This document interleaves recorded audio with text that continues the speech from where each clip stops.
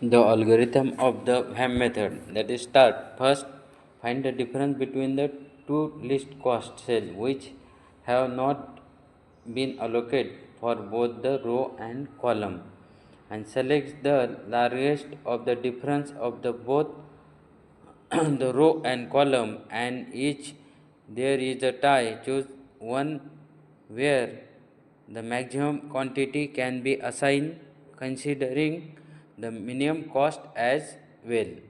Assign the largest quantity within the demand and supply constraint in the row or column where the cost is minimum, and eliminate the row and column that has been satisfied. All are the demand and supply requirement meet. That is, we have seen the algorithm for finding the initial basic feasible solution of the VAM method. That is, first select the find the difference between two least cost cell, that is smallest cost and next smallest cost, and select the largest difference of the both of row and column. In case there is a tie, choose the one where is the maximum quantity can be assigned, consider the minimum cost as well, and assign the largest quantity within the demand and supply constraint in that row or column where the cost is minimum, and eliminate the row column that has been satisfied. All are the demand and supply requirement met.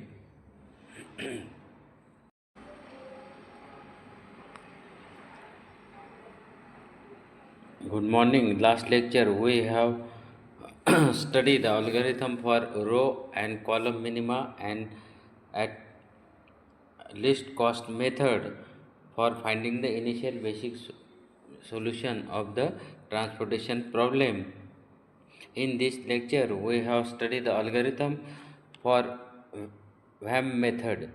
That is, first, in this method, calculate penalty of each row and column by taking the difference between the smallest and smallest cost and next smallest cost available in the row column. If there are two smallest costs, then the penalty is 0.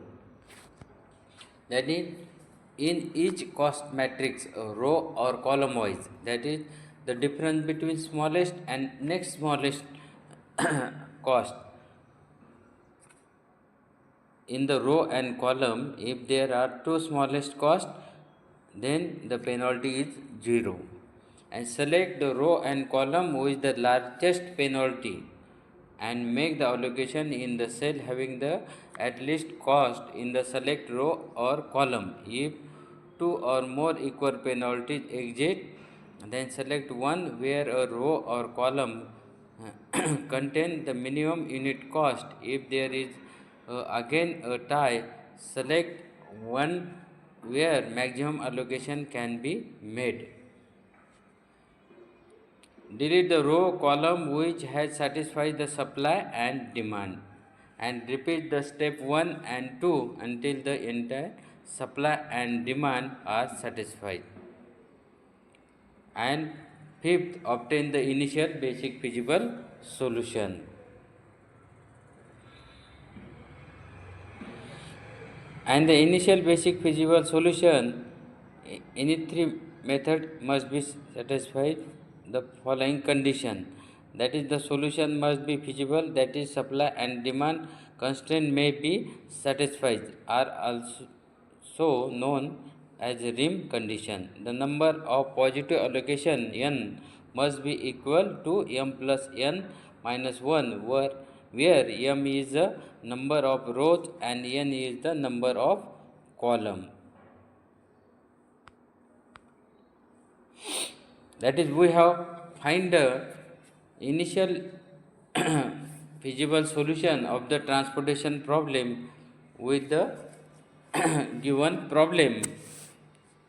That is, find the initial basic feasible solution of the transportation problem. That is, here origin is 3 and destination 4, and supply demand here. First we have checked the total supply equal to total demand. Here total demand is 60 plus 40 100 plus 30 130 plus 110, that is 240, and supply is 120 plus 75 plus 25 is 100 100 plus 120, that is